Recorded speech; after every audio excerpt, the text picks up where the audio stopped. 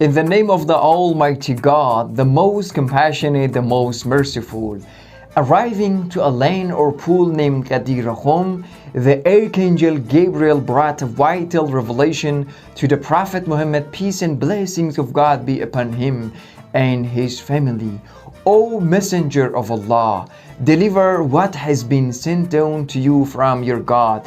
If you don't do that, as if you haven't delivered his message at all, it means that all his efforts, his trying, self-sacrificing, difficulties, hardship that he went through during these years would be invalidated. The next sentence of the verse also is noticeable. Allah will protect you from your people. It indicates that the Prophet Muhammad, peace be upon him, was mindful of the reaction of his people in delivering this message. So the Almighty God says, we will protect you from your people. Then the orders were given to all people to halt.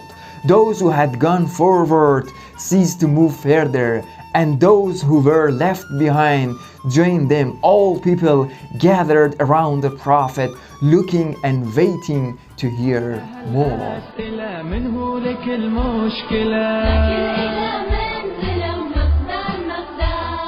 ذاك الإله منزله ومقدار بالكعبة من هون ولد بيت الله صار المهار.